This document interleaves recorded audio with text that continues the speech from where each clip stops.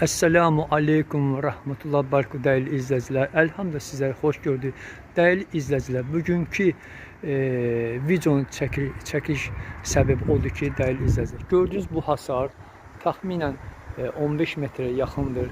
Bir 15 ildən çoxdur ki, tikdirmişəm. Sadəcə değerli izleyiciler, bura şoranlıq olduğuna göre bilmirdim. Və yuxarıdakı daşlar zirə daşıdır. Aşağıdakı daş bilmirəm harandır. Zirədir.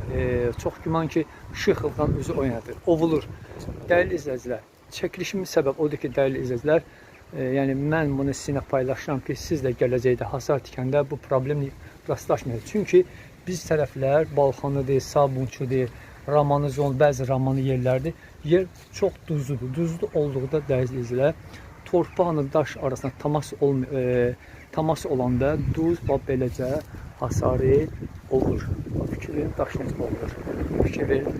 Fərqi yoxdur. Hər bir daş ola bilər. İndi mən sizə orada yuxarıdan göstərərəm ki, necə daş aşağıda salamatdır, amma yuxarıda ovulur və gedir. Fikir verin dəyərli izləyicilər. Bax, fikir verin. Necə daşlar ovulur, gedir. Fikir verin. Hətta baba maladır. Amma o tərəfdə daşı yoxdur. Odur ki, dəyərli izləyicilər, düzgün daş seçəndə düzgün seçim edin. Mən burada dəyərli izləyicilər, usta çağırdım və usta mənə dedi ki, bu hasar sökülməlidir, təzə tikilməlidir, yaxşı olsun. Çünki bunun xərci çoxdur dəyərli izləyicilər. Fikir verin, aşağı daş salamatdır, amma 5-ci daş ovulur gedir. Fikir verin.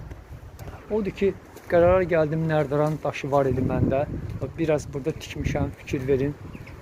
Tikmişəm və eyni zamanda altını belə barcur elədim ki, fikir verin, torpaqla bunun arasında temas olmasın.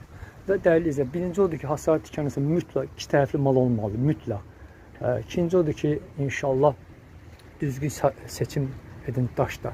Nərdiran olsa daha yaxşıdır. Çünki dəyərli izləyicilər, xərci bir dəfə çəkək ki, gələcəkdə hasar sökülməsin.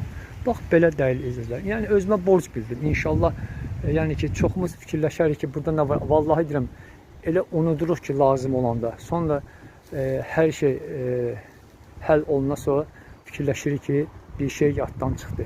Bunu da dedim ki, bunu çəkeyim, sizlərlə bölüşüm və inşallah gələcəkdə siz də belə edəsiniz ki, problem yaranmasın. Ən birinci daş seçim düzgün edilməsi, ikinci iki tərəfdən şkatur olunmalıdır. Üçüncü də çalışın torpaqla daşın arasında temas olmasın. Belə bir. Oldu dəyərli izləyicilər. Allah'a emanet olun.